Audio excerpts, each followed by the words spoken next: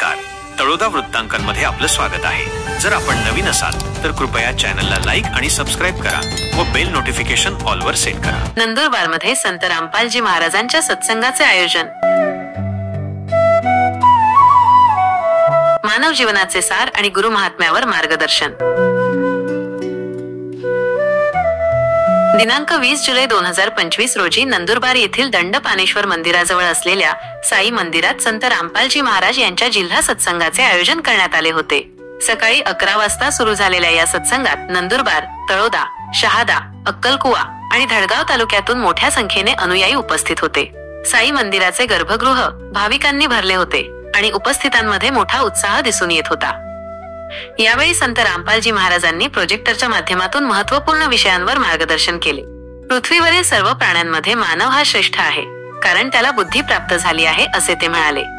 या बुद्धीचा वापर करून मानव धर्मग्रंथांच्या आधारे खऱ्या परमात्म्याचा शोध घेऊ शकतो आणि तत्वदर्शी संतांकडून मूळमंत्र घेऊन या जगापासून कायमस्वरूपी मुक्ती मिळवू शकतो असे त्यांनी सांगितले।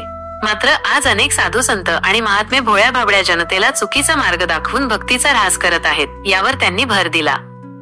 संत कबीरदासांच्या नरसेती तू पशुआ कीजय गधा बैल बनाई, 56 भोग कहा मनबवरे कही कुरडी चरणे जाई या दोह्याचा उल्लेख करत संत रामपालजी महाराजांनी स्पष्ट केले की जो मनुष्य भक्ती करत नाही त्याला गाढव किंवा बैलासारख्या पशुयोनीत जन्म घ्यावा लागतो आणि तेव्हा त्याला 56 प्रकारच्या भोजनाऐवजी कचरा खावा लागतो।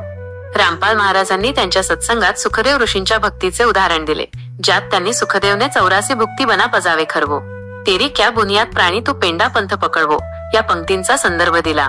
त्यांच्या मते सुखदेव ऋषींसारख्या सिद्ध योग्यांनाही गुरुविना स्वर्ग प्राप्तीसाठी संघर्ष करावा लागला आणि त्यांना गधेच्या योनीत महाकष्ट भोगावे लागले। या उदाहरणावरून रामपाल महाराजांनी असा निष्कर्ष काढला की जर सुखदेव ऋषींसारख्या महान योग्यांनाही इतके कष्ट सोसावे लागले तर सामान्य माणसांसाठी समर्थ सद्गुरूंच्या शरण येऊन सत्यभक्ती करणे अत्यंत आवश्यक आहे, अन्यथा वाईट गती अटळ आहे। त्यामुळे त्यांनी उपस्थितांना कबीर परमात्म्याच्या पूर्ण संताच्या शरण येऊन सत्यभक्ती करून जन्म मृत्यूचा रोग कायमचा मिटवावा असे आवाहन केले।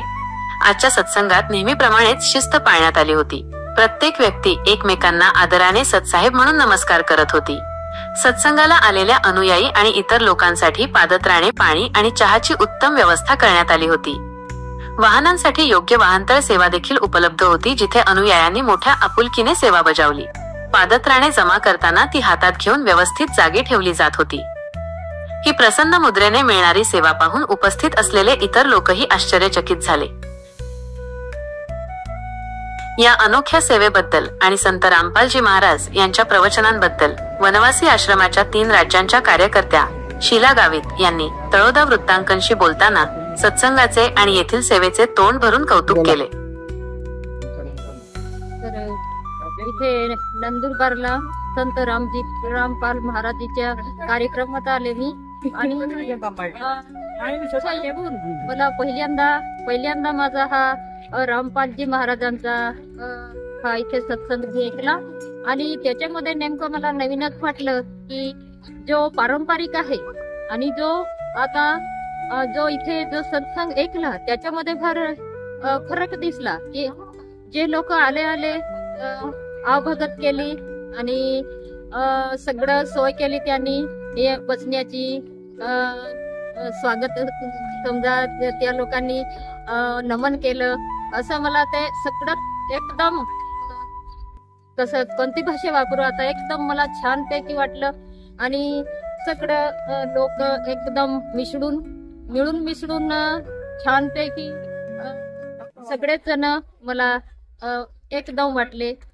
त्याच्याबद्दल मला कार्यक्रमात येऊन एकदम छान आवडलं आहे।